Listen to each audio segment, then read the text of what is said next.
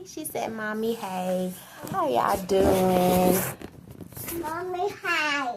Yes, Mommy. Okay, y'all remember Big Coffee House? Say, I got my little friend is here, and we're going to tune into Cabbage Patch Making Friends session. TSV, say, yes, we finna do a little nice read along. Yes, got our girl right here. Alright, so tracing lines today, so I'm just going to do a little tracing thing with her. We were supposed to work on our app, but maybe next week we will. Okay, you want to do trace the curve lines? And today is the 12th. You're born on the 12th day. Say when I reverse it, it means what? 12/21 when you reverse it. Okay, the beginning of winter cycle. Okay, yeah, so we have to trace the curve lines. That's a big girl pen. We got to use, I'll let you use markers today. Okay, so what are we going to, yes, so the rabbit, so what we're going to do is curve the lines. I want you to start right here and trace it. Let's see. Right here. And curve it. Yes, you're doing really great. Oh, you already got a concept. Oh, you're doing great.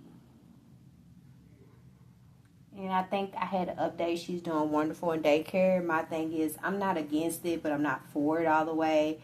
Like I said, I used to educate her pretty early on. We used to do things at the house and stuff like that. So it is less costly for parents to just, like I said, let the mothers do that part. But if you don't have it, and some people have to continue to work, so they had provided that program for the kids or struggling families, and there's nothing wrong with it, but I never say that I'm not good enough to sit at home and teach and support and get the children their basic academic plan in order and make sure it's successfully done every day. So with what we used to do, like I said, Kiddie Pal was starting with her, and so what I used to do is have 4 hours from like 8 to 12 where she used to watch some of her sit in her seat. I made her breakfast every morning, so she always had breakfast every morning. So I'm kind of like one of those parents. I don't call it gentle parent, I call it responsible parents. I feel like kids should have a good thorough, if they're going to school having a thorough breakfast. Like I said, I run my home something like a business, but I don't make it about all business, because I know that my husband don't want to be like, oh, I'm married to just somebody's systematic all the time. So no, I do have that freedom from where I'm business minded all the time in the home, and where I can sit back, chill, relax, and be myself, and it's not about business. But for the main part, I do not forget how to run the structural order, because it first starts at home before we can do it as a society as a whole. So we have to, you know, build upon all of that. So yeah, so I enjoyed it, making her academic plan. Sunday I have where she went to 20 hours at, you know, someone else outside, while I kind of try to do work or something like that if I needed to do some financial things. But for the most part, you know, she enjoyed it. Like I said, she had a breakfast and she had her lunch. She had her nap times from 2 to 4. And she had Kiddie Pal from 8 a.m. to 12 p.m. So I was doing that when she was like early on, like 4 to 6 months. So like, it's okay. Like, I start as early as that, trying to get them to like do something active, keep their mind. But I'm not also allowing them go too far in technology. So I kind of have a healthy balance of that. So she had her own tablet and stuff like that. I do agree. My son is 14. He should be able to have a phone and start having some type of social. But his grandparents are very old school, so they don't feel like the kids need no technology or phone. Like, she's like, oh, he got a tablet, they got a tablet they can do, but they don't. So I don't, like, that's like my parents the same way. They were the same way with me. They're very overprotected. They didn't want us to be around anybody that was not associated with being relative to us. Like, it was that strict on, and I just disagree that that's I would rather gentle parent before strict parent, and it doesn't breed but rebellious children. They're gonna end up rebelling. They're gonna end up doing things that they shouldn't do, you know, especially girls. They're going to start doing that. So you gotta, you know, that's why dads they always have a little bit more freedom in their parenting than mothers. They kind of can become overprotected from their experiences. Yeah. Okay. Can we start our book? So today we want to start Cabbage Patch Kids Making Friends. So shout out to all the Gen Millennium, which is Gen M moms. So most of us have Generation Alpha. Some of them have Gen Z.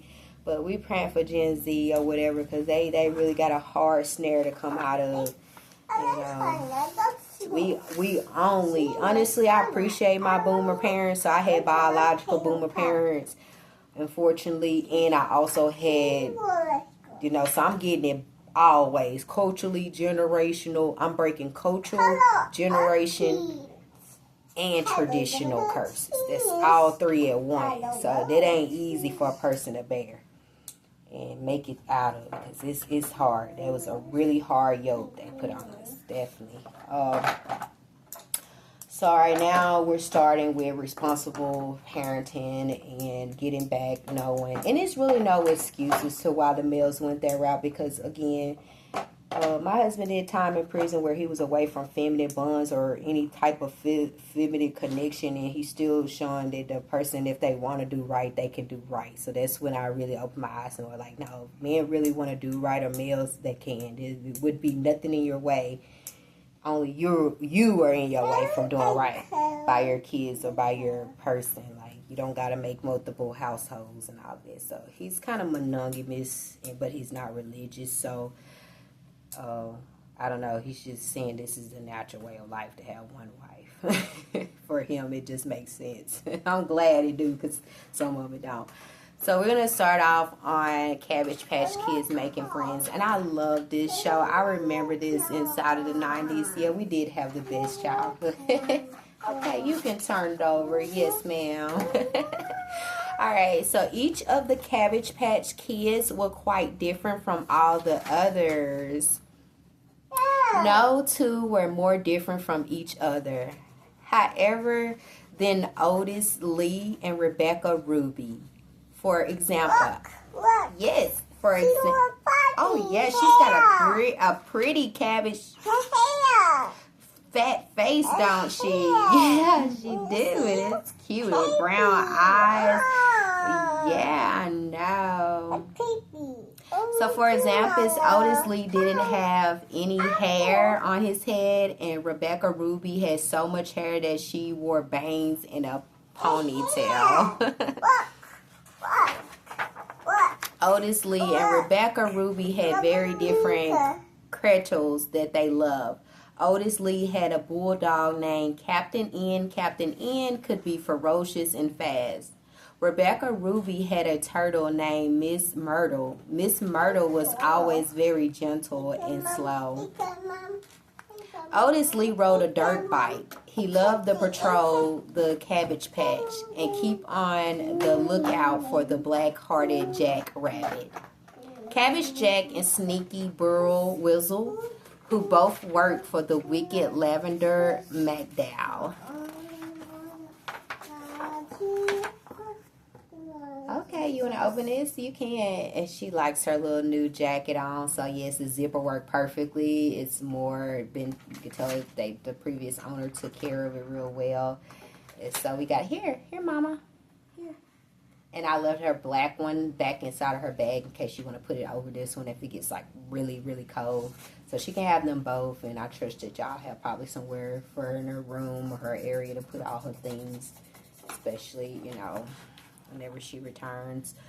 But just keep it safe somewhere for her. And, we'll just maneuver between two houses right now with her stuff and what we like to do. So I always wash usually on Fridays or Saturdays. So I got my main thing too. So from Saturday, Sundays, and Mondays and Tuesday I cook. But I may start just doing Sunday through Tuesday and not Saturday through Tuesday. Maybe just do it 3 times a week instead of 4. But usually that lasts us and we get through. And always on Wednesdays, her father bring it for her, and she likes it. So kind to Lavender, snorted Otis Lee. When Rebecca Ruby told him that she thought, "Are you crazy? Invite those radicals to visit. They would probably poison us." Well, maybe we could send Lavender a note and ask her to promise to be friends and try to get along with us, suggested Ruby or Rebecca Ruby timidly. Otis Lee was so astonished that he blurted out, "Rebecca Ruby, are you just plain dumb, or do you practice being stupid while you skip rope?" Rebecca Ruby hated to be yelled at. She was so hurt by Otis Lee's words, and she answered back, "At least I'm not a bully like you. I don't go around making a horrible racket with a horrible old dirt bike that chirps up dust everywhere." Otis Lee gave Rebecca Ruby a look for disgust, got on his dirt bike, and rode off with a roar. Rebecca Ruby felt terrible. Oh, I like that. Yeah. Yes, your color fell on the ground. She's getting so wonderful about expressing herself and communicating. Okay, well, can you give me that top? Can I have it? Otis Lee gave Rebecca Ruby a look of disgust, got on his dirt bike, and rode off with a roar. Rebecca Ruby felt terrible. That's awful. Otis Lee had hurt her feelings and made her lose her temper. Yeah, that's not right. Oh, Cabbage Patch Kids, they were so cute. Rebecca Ruby tried to pick flowers, but she could only think about what Otis Lee had called her dumb. She tried to skip rope, but she was too upset. She tried to play with Miss Myrtle, but Miss Myrtle pulled her head and legs into her shell. Rebecca Ruby felt that no one loved her at all, and she sat down under a tree and cried. Georgia Ann walked over and asked, "What's wrong, Ruby?" or Rebecca Ruby. Everything, Rebecca Ruby will.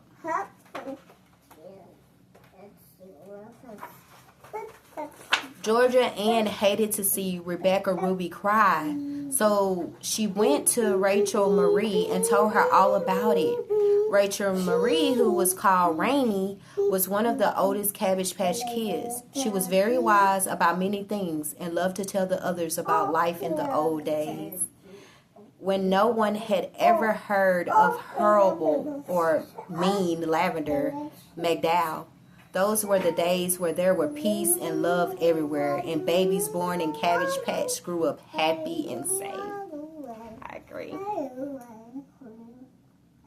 Let me look into this, said Rainy. Yeah, Otis Lee and Rebecca Ruby never seemed to get along. Look, Shia. Yeah, so there's Rachel, Marie. There's Ruby, Rebecca Ruby. Yes. All right. Rainy found Rebecca Ruby under the tree, still crying. She sat down beside her. "Rebecca Ruby, why are you crying?" she asked. "Otis Lee doesn't like me," sobbed Rebecca Ruby. "He thinks I'm stupid." "Why would Otis Lee think that?" Why would Otis Lee think that? Asked Rainy gently. Rebecca Ruby put her head on Ramy's shoulder and told her what had happened. When Rebecca Ruby had told her everything, Ramy replied, "Perhaps Otis Lee is so worried about the danger we face from Lavender that he doesn't realize you will like to find a way for there to be peace. Otis Lee just likes to make noise and angry." Rebecca Ruby insisted. "He rides that dirt bike around the Cabbage Patch all the time." "That's because he wants to protect us," said Ramy. "If you want peace, I think a good way to begin is to have peace between you and Otis Lee." "How?" asked Rebecca Ruby. "I'm not sure," said Ramy. "Maybe you could do something that Otis Lee would admire. You could show him that you don't dislike him or his dirt bike." "I don't like that dirt bike," said Rebecca Ruby. "It's noisy and it scares me." "Okay, be careful, Mama. You can sit down if you want to." Yeah.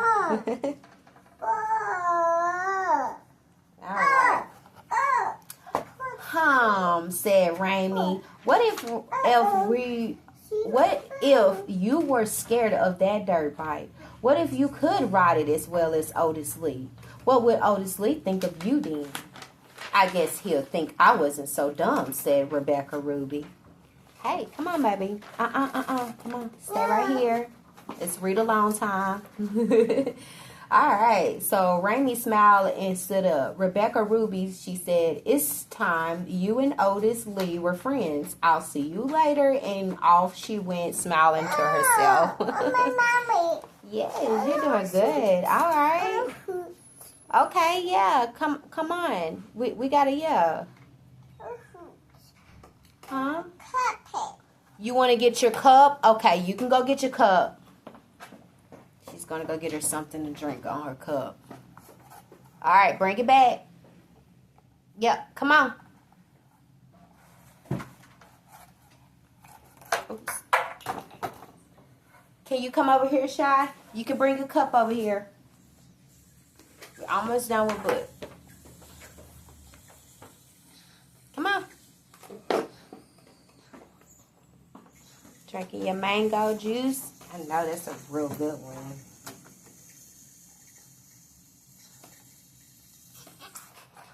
All right, let's put it right here. You can. All right, so Raimi walked to the far side of the Cabbage Patch. Sure enough, along came Otis Lee, riding as fast as a whirlwind, with the dust flying up behind him. He scratched the dirt bike to a stop when he saw Raimi waving to him. Don't go outside the patch, Raimi, warned Otis Lee. Bill Wizard and Cabbage Jack sometimes sneak around. Yeah, I like that. Sneak around close as they dare, hopping or hoping to catch some of us kids. The way you patrol the Cabbage Patch, laughed Raimi, I should think those Skordels would be sure to stay away.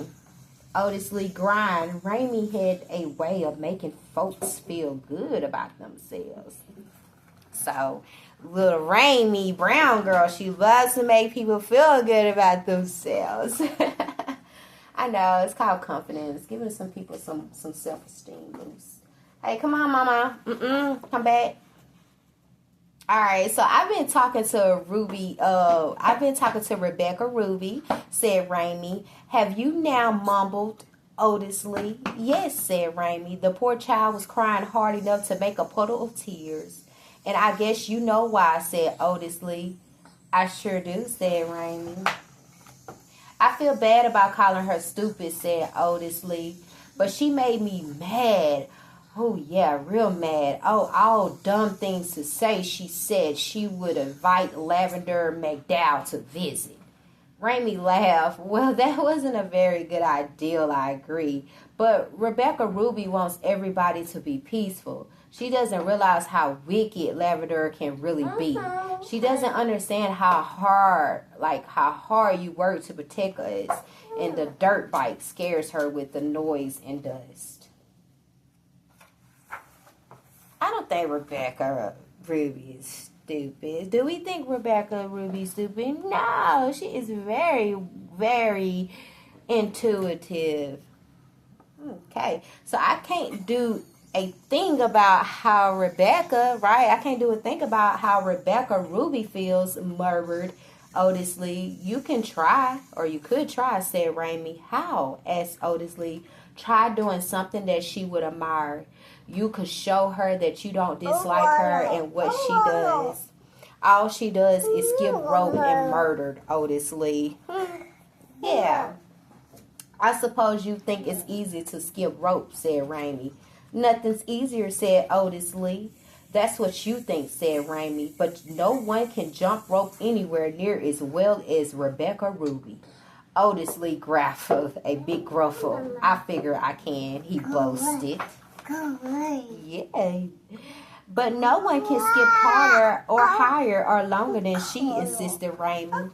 Listen, I could skip rope any old away far as long as you want, said Otis Lee. You like that? Right. Skipping rope is nothing compared to riding a dirt bike. Prove it, said Raimi. Rebecca Ruby should admire anybody who could skip rope as well as she can. Give me a day to practice and I will, said Otis Lee. Okay, said Raimi. Can I have that loan of your dirt bike while you're practicing skipping rope? Sure, said Otis Lee. I trust you'll be careful with it. Okay. The next day, Otis Lee went away off by himself with a rope and began to practice, right? Practice skipping. And Raimi took the dirt bike and got Rebecca Ruby to go along with her to place where they were alone. She began to teach Rebecca Ruby to ride. That day, Rebecca Ruby and Otis each worked very hard to learn something new. Now, do y'all see what Sister Jamie was trying to do? She was trying to bring both of them together as friends and companions. She did not wanted them to be separated, but they were both being stubborn against each other. But now when you have both of them learning a new task, not saying trading places, but having them seeing. So I hope me and Shai is having y'all see on the other side how it is, right? So, So everybody see how to get along now. That night, everyone noticed how tired Otis Lee was. They saw how tired Rebecca Ruby was. Even Raimi looked all done in. Otis Lee stared at Rebecca Ruby. He thought skipping rope isn't easy. If she can skip rope better than I can, she must be terrific. Rebecca Ruby glanced at Otis Lee when he wasn't looking. She knew her idea about inviting Labrador to visit was pretty silly. She thought to herself, I fell off the bike a lot today. Anybody who rides the dirt bike as well as Otis Lee must be really strong and brave. Early the next morning, be careful, Mama. Hey, be careful with pen. Yeah, it's a pen. So early the next morning, Rebecca Ruby went out to skip rope under her favorite tree. She waved to Raimi, who was playing nearby. Just then, Otis Lee rode up on his dirt bike. Otis Lee, Rebecca Ruby stared at each other. Otis Lee suddenly said to Rebecca Ruby, I'm sorry I called you stupid the other day. That's okay, said Rebecca Ruby. I'm sorry about what I said. Want to skip rope? Why not, said Otis Lee. They began to skip rope. When Otis Lee jumped hard, Rebecca Ruby jumped harder. When Otis Lee jumped high, Rebecca Ruby jumped higher. When Otis Lee jumped long, Rebecca Ruby jumped longer. Finally, Otis Lee sat down all out of breath. You're the best rope skipper in the whole world, Rebecca Ruby, he said. Well, I do it all the time, she admitted it, but you're the only person that can skip near as well as me. Riding a dirt bike is tough, said Otis Lee. I can't skip rope as well as you, but I can ride a dirt bike better than anybody. I can ride a dirt bike too, said Rebecca Ruby. I don't believe it, he said. I'll show you, said Rebecca Ruby. Before Otis Lee could say another word, she jumped on the dirt bike and took off fast. She roared across the grass and sent the kids sprawling to get out of her way. She went faster and faster and made more and more noise. On her way back to the tree, it looked as if she could run right into it. But at the last moment, she missed the tree and went around in 10 circles until she finally managed to hit the brakes. She stopped so fast that she shuttled or assaulted through the air, straight into Otis Lee and knocked him down. Gosh, explained Otis Lee, you rode the dirt bike like a streak of lightning. I can ride, but not as good as you, said Rebecca Ruby. She laughed and stopped and stopping. Well, she laughed and then stopping isn't so easy. Raimi and the others ran over to see if she were all right. Did you all see Rebecca Ruby ride my bike? or ride my dirt bike, said Otis Lee. She was really going like grease lightning. Yeah. You should see Otis Lee skip rope, said Rebecca Ruby. He can out-jump as a grasshopper, Raimi said. Otis Lee and Rebecca Ruby are certainly a pair. Yeah. They're our best two rope skippers and our best two dirt bikers, if you ask.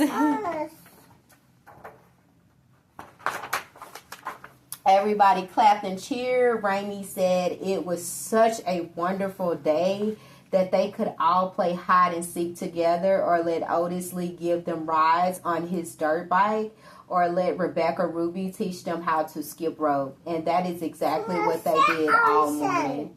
You helped Otis Lee and Rebecca Ruby become friends, Georgia Ann said to Raimi. How did you do it? Oh, they did it themselves, said Raimi. Sometimes friendship is just like a garden. A little care and love make it grow. I just helped them see how much care they could give others, or each other. And then she smiled and ran to join the others. Aww. And that's the end of Cabbage Patch. And friends, you know what? I think this was an important lesson for us all to learn. I think it was wonderful that how she resolved it, that she didn't pick sides and she didn't deny each other of their perception of what they were great at and what they knew of themselves. But sometimes it takes just a little theory or experiment or, thank you, or experiment to prove the theory that the person is holding in their perception. And as you see, she knew she was best at jump rope and he knew he was best at bike. But sometimes when you're in competition with one another, you don't actually see the greatness and the strength of each person, and you don't cherish them for what they do best at. And so that's why it's important for us not to be in competition with anybody. Everyone realize that they have something wonderful as a talent and gift to bring to the table, and we should not knock each other for our very great strengths that we have. So being a mediator and resolver and having wisdom to resolve things with people or in the midst of those things is a very important attribute in society for us to be able to have peace. We can't always have chaos. It can't always be disordered. So there's always got to be someone to be able to bring that. But I am so glad that, like I said, I spent this moment with Shia and she's got to enjoy today. We're looking forward for like maybe a good, like I said, Xmas. It was called Xmas. You gonna, okay, well, when you leave, you want to put it on, that's fine. So I'm going to be working on a schedule, a more home-fitted schedule for myself, too. Like I said, I'm making some changes, doing some things.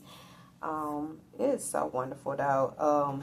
But, yeah, I do agree, though. It was always worse to be under the British than it was the French. But that doesn't change the fact that Africa is still the original black woman. I understand what she was saying as a Jamaican one, but that doesn't change that she's still the original and our mother of this previous covenant. So we can't deny her that truth. Yeah,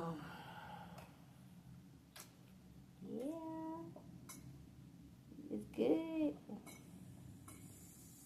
I guess I was being blessed with being able to see culture blend that actually did get along, or actually went through those things and got better, not worse or over time. Even if it started off a little ruffle, getting them all in one state and trying to get them to get along. While birthing a new covenant, it wasn't easy as the beginning, but it eventually turned out to be what it is in the end. Yeah, I'm going to get you some more. All right, so we're going to enjoy the rest of our session, and I thank y'all for tuning in. Say bye, Shia. Say I'm not an actor, but she could do something, you know what I'm saying? Gosh.